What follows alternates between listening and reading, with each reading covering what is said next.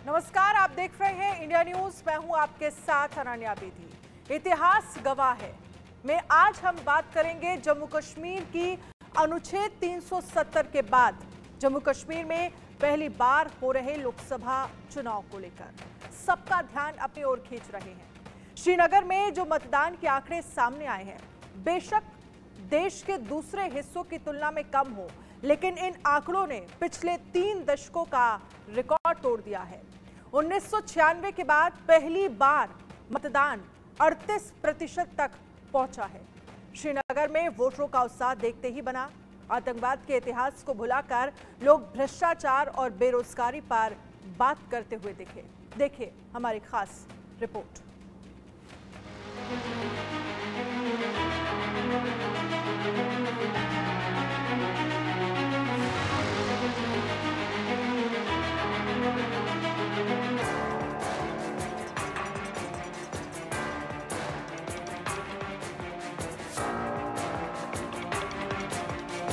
कश्मीर में एक वक्त वो भी था जब बैलेट और बुलेट की जंग चला करती थी। अब वो दौर पूरी तरह से बदल चुका है। नया कश्मीर वोट से आतंक पर चोट कर रहा है।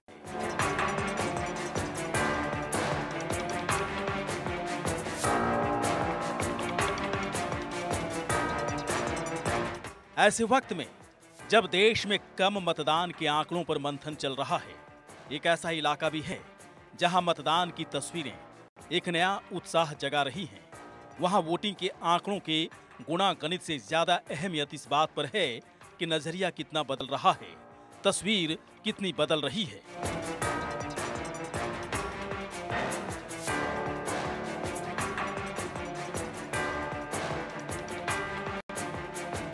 मई को श्रीनगर लोकसभा क्षेत्र में इलेक्शंस हुए और लोग घरों से खुलकर बाहर आए।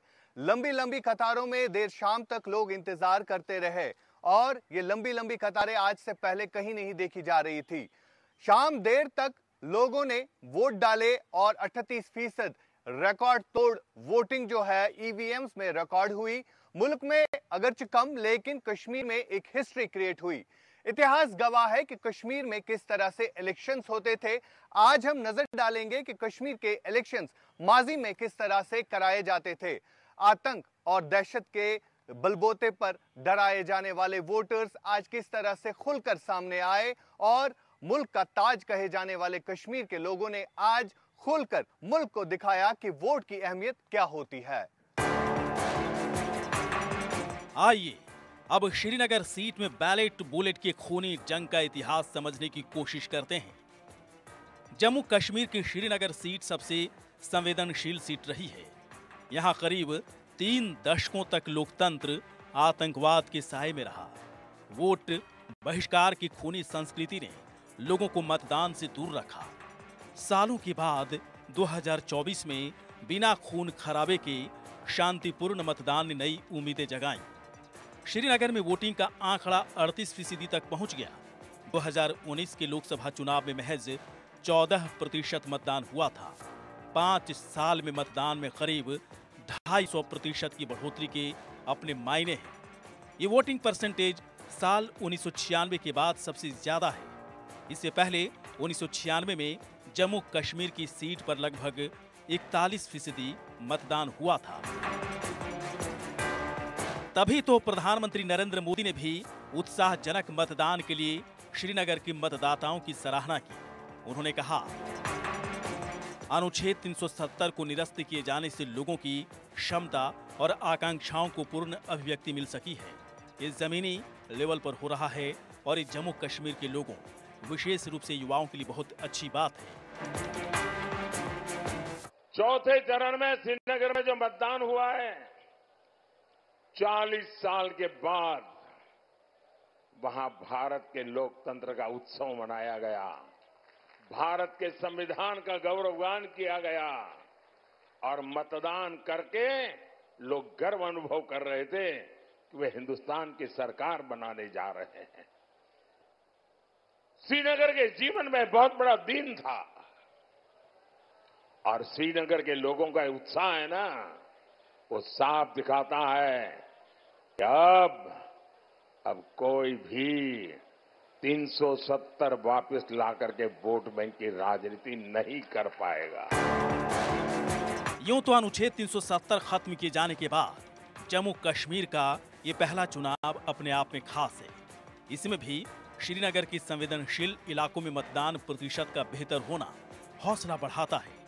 खासकर मोदी सरकार के लिए ये बड़ी उपलब्धि मानी जा रही है। पहली बार श्रीनगर के लोग आतंकवाद की साए से उबरते नजर आए। अपनी जरूरतों, अपने क्षेत्र की बेहतरी के लिए जरूरी मुद्दों को आगे बढ़ाते नजर आए।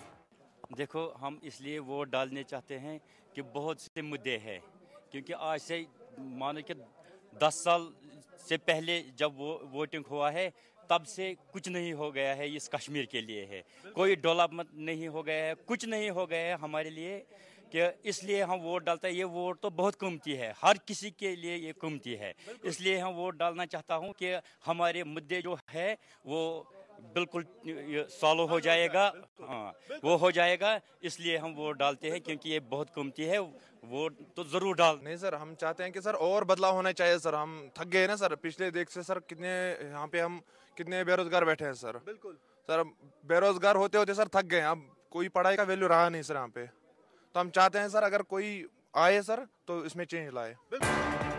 श्रीनगर के चुनावी इतिहास की अहम तारीख आखिर क्या हुआ इस दिन, ये समझिए।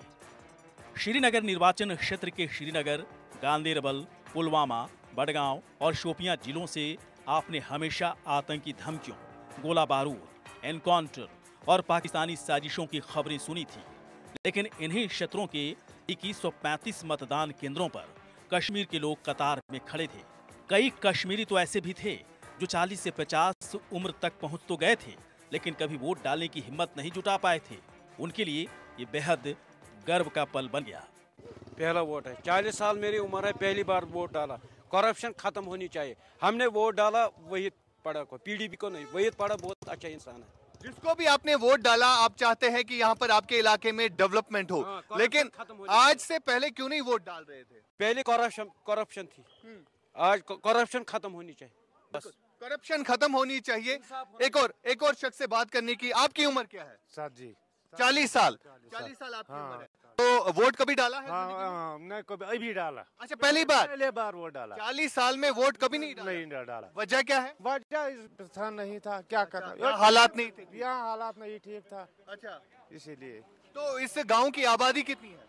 ये बड़ा गांव है। बड़ा गांव है। बड़ा गांव है। तो जिस हिसाब से इन्होंने कहा कि मैंने पहली बार वोट डाला, आपने कभी वोट डाला है? ना, आज ही डाला। आज ही डाला वोट? पहली बार? 55 साल में आज डाला। 55 साल आपकी उम्र है और पहली बार आप वोट डाल रहे हैं।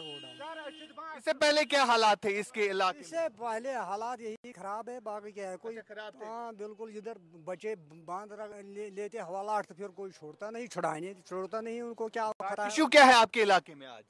इधर तो परेशानी बहुत है, पावर का भी परेशानी है, मतलब ये लड़कों का भी परेशानी है, बेरोजगारी बड़ा है, कोई पूछता नहीं, पूछने वाला है नहीं कोई। तो अब क्या उम्मीद है कि अब आपकी सुनी जाएगी? हाँ, अगर बदलाव जाएगा तो मेरे ख्याल में थोड़ा बहुत बदलाव यहाँ पर आपसे भी जानने की कोशिश करूंगा। आपकी उम्र क्या है? मेरा 50 साल का है। 50 साल की उम्र है आपकी। तो वोट आज पहली बार डाल रहा है कि इससे पहले आपने? डालते हैं। अच्छा, हाँ। तो कुछ और भी लोग हैं यहाँ पर जिन्होंने पहली बार अपना वोट जो है कास्ट किया है। तो ऐसा क्यों, पहली बार क्यों? सबको परेशानी होना, अपना अपना परेशानी है सबको। डालूंगा वोट, किसी को डालूंगा। बिल्कुल। 2024 में श्रीनगर के अलग अलग इलाकों की वोटिंग परसेंटेज पर एक नजर डाल लीजिए। चुनाव आयोग के मुताबिक शोपियां में 45.04%, चदूरा में 46.60%, गांदरबल में 46.81%, खान साहिब में 48.5%, चरारे शरीफ में 53.23%, कंगन एसटी रिजर्व सीट पर मतदान का आंकड़ा 55.55% तक जा पहुंचा। इनमें से कई ऐसे इलाके रहे जहां आतंकवाद चरम पर था, जहां वोट डालना तो दूर, वोटिंग की बात करना जान जोखिम में डालना था। उन इलाकों में भी लोगों के अंदर वोटिंग को लेकर उत्साह दिखा। वोट त्रोवा तो पनुन। अच्छा, एम्ब्रुशाजा वोट त्रोमुत? एम्ब्रुशाजा वोट त्राउन? अच्छा तरीक ब्रो आज कता कल आस त्रोमुत तोय वोट आज आयल बो शौकन ज्यादा पहन अच्छा ज्यादा खबर मारमा वो होता अच्छा आज त्रो तोय वोट ये है साजा बेगम जो करीब 100 साल की है। अपने बेटे से जिद करके वो यहाँ पर वोट डालने आई हैं। इनका घर यहाँ से करीब 2.5 किलोमीटर दूर है। इस लाठी के सहारे पैदल चलकर लोकतंत्र की इस महापर्व में हिस्सा लेने के लिए पहुंची हैं। तो इस माँ ने जो है आज वोट डाला है, तो क्या आपको बोला इन्होंने घर में कि मैं वोट वोट डालने ले मुझे? अच्छा हाँ, किसी भी सूरत में पहुंचा दो मुझे। हाँ मुझे पहुंचा दो। पैदल आप चल गए? पैदल आए 2.5 किलोमीटर से। 2.5 किलोमीटर। त्राल में कहाँ रहते हैं आप? त्राल वानी गांव नूराबाद। अच्छा वानी गांव। हाँ तो वहाँ से ये माँ बुजुर्ग पैदल चल कर आए? कसम से पैदल चल कर आए। क्या बोला इन्होंने घर में? बोला मैं वोट डालूंगा जरूर, कुछ वोट डालूंगा। ठीक। साजा बेगम का ये इलाका एक दौर में आतंकवाद का गढ़ हुआ करता था। ये हिजबुल मुजाहिदीन कमांडर बुरहान वानी का गांव है, जहां मतदान का मतलब मौत हुआ करता था। आज इस जगह पर साजा बेगम जैसे लोग बदलाव के लिए वोट कर रहे हैं, श्रीनगर की नई पहचान गढ़ रहे हैं। इस फर्क को महसूस करने के लिए आपको 22 साल के अदनान को जरूर सुनना चाहिए, जिसने जब से होश संभाला पत्थरबाजों को हंगामा करते ही देखा। अदनान ने पहली बार वोट किया है। अदनान को लगता है कि ये प्रधानमंत्री मोदी की वजह से ही संभव हो सका है। बहुत ही खुशी है। पहले बार ऐसा देखने को मिला है, कोई पत्थर के बगैर कोई वोट हो रहा है पोलिंग बूथ पे। 10 साल के बाद ऐसी वोटिंग हमने देखी है। पहला वोट है, जिंदगी का पहला वोट है। I am 22 years old. मैंने ये सोच के दिया है कि कश्मीर यूथ का अच्छा होना चाहिए। अगर इस पोलिंग बूथ की बात करेंगे तो इस श्रीनगर का डाउनटाउन इलाका है। यहाँ पे हमेशा हमने हिंसा देखा, पत्थरबाजी देखी, बाइकआउट देखा, लेकिन आज लोगों की इतनी भीड़ कैसे देख रहे हैं आप? पूरे ये आप खुद ही सोचिए, 10 साल से कौन है हमारा प्रधानमंत्री, तो उसी की वजह से। इन शॉर्ट अदनान, साजा बेगम जैसे लोग लोकतंत्र के सत्य नायक हैं, जो अपने वोट के दम पर श्रीनगर में बदलाव की नई इबारत लिख रहे हैं। साजा बेगम और अदनान जैसे किरदार कश्मीर के नए इतिहास के नए नायक हैं। इनका जिक्र भी जरूरी है। Bureau report, India news.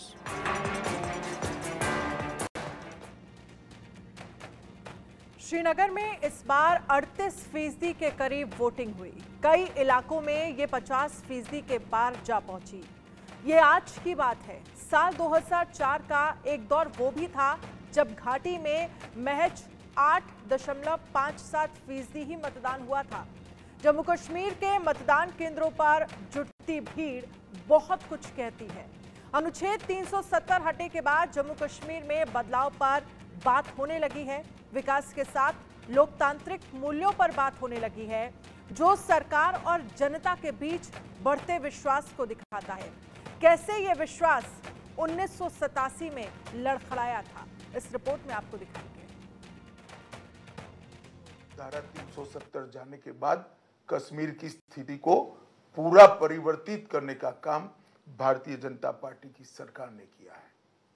मैं आपको बताता हूं, 33 साल के बाद वहां थिएटर शुरू हुए। 33 साल के बाद वहां पर ताजिया का जुलूस निकला है। 2 करोड़ 11 लाख पर्यटक आए। पत्थरबाजी की एक भी घटना 23-24 पूरे साल में नहीं हुई। पूरे जम्मू कश्मीर में 2 दरबार की सिस्टम बनाए रखी थी, हमने समाप्त कर दी है। लगभग हजारों करोड़ का इन्वेस्टमेंट आज कश्मीर में जा रहा है।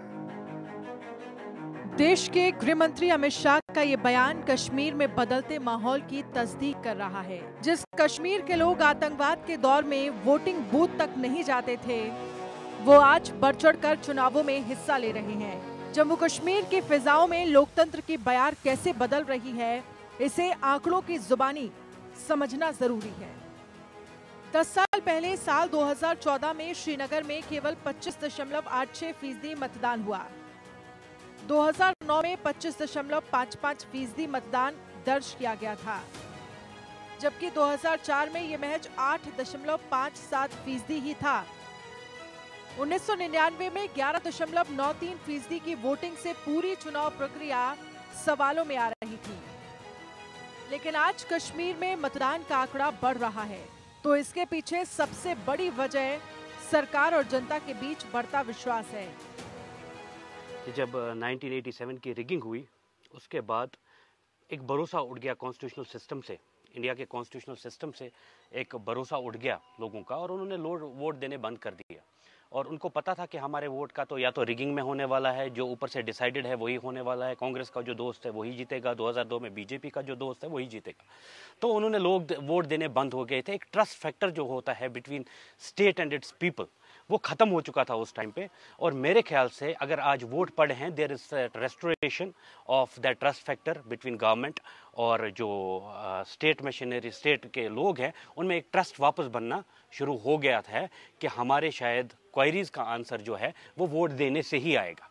तो जो वो ट्रस्ट डेफिसिट था, जो 1987 की रिगिंग थी, और उसके बाद जो खून खराबा हुआ, स्टार्ट करवा दिया गया नेशनल कॉन्फ्रेंस ने। और जो भी नेशनल कॉन्फ्रेंस एक इंडिविजुअल पार्टी थी, जो उनके वर्कर थे वोट डालते थे, बाकी सोए रहते थे, बिकॉज वो वोट नहीं डालते थे। एक ट्रस्ट फैक्टर खत्म हो गया था, सबको पता था they are the sponsored people from the state, और उसकी वजह से एक ट्रस्ट फैक्टर खत्म हो गया। आज जो है उसके बाद जो मिलिटेंसी का एक पीरियड फिर से स्टार्ट हो गया नेशनल कॉन्फ्रेंस की गवर्नमेंट में, पीडीपी की गवर्नमेंट में।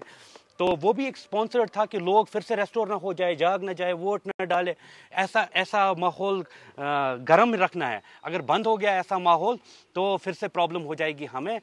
हम एक दूसरे के दोस्त हैं, या तो ये जीते हैं या तो हम जीते हैं, कोई तीसरा आके ना इस त्रामी पे बैठ के सारा मीट भी खा जाए और ये भी खाना भी खा जाए।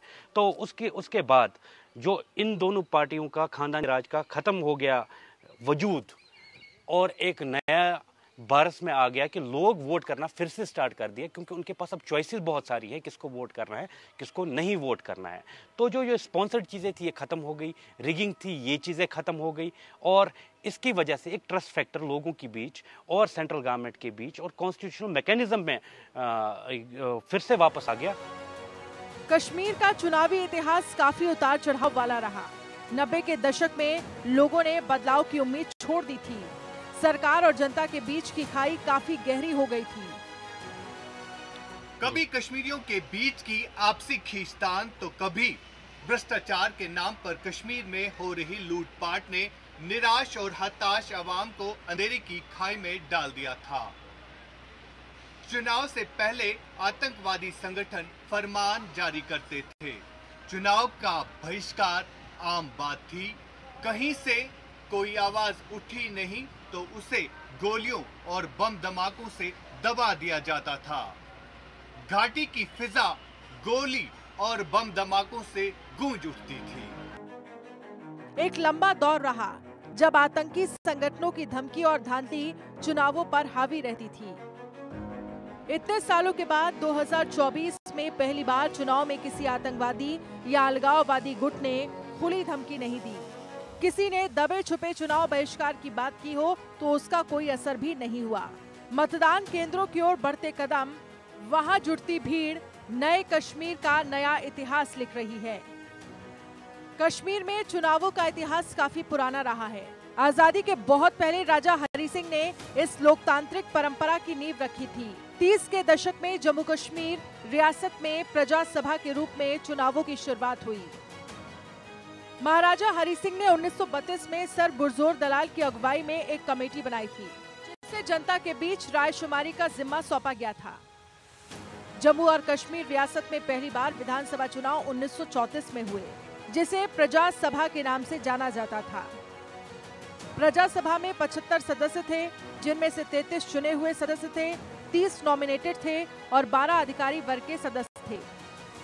33 चुने हुए सदस्यों को बाद में संप्रदायों के आधार पर बांटा गया था, जिसके तहत 21 सीटें मुस्लिमों, 10 सीटें हिंदुओं और 2 सिखों को आवंटित कर दी गई थी। राजा हरि सिंह की कोशिशों की वजह से ही जम्मू कश्मीर को चुनी हुई प्रजा सभा मिली, जिसने सूबे को सियासी रूप से जागरूक बनाया।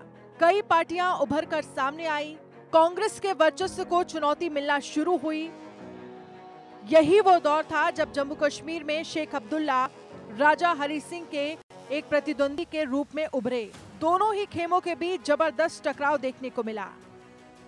प्रजा सभा के मुद्दों पर विरोधाभास होने के बावजूद शेख अब्दुल्ला ने चुनाव लड़ा और वो अपने पक्ष में माहौल बनाने में कामयाब रहे। श्रीनगर में अब्दुल्ला की पार्टी मुस्लिम कॉन्फ्रेंस और यूसुफ शाह की आजाद मुस्लिम कॉन्फ्रेंस के बीच चुनावी टक्कर अहम मानी गई थी। अब्दुल्ला की पार्टी को श्रीनगर में सभी 5 सीटों पर जीत मिली थी और यूसुफ शाह को हार। 1934 के चुनाव में वैसे तो मुस्लिम कॉन्फ्रेंस 16 सीटों के साथ सबसे बड़ी पार्टी बनकर उभरी, लेकिन दल बदल और दूसरे सदस्यों के समर्थन से पंडित रामचंद्र दुबे की डोगरा सदर सभा ने बहुमत का आंकड़ा हासिल किया।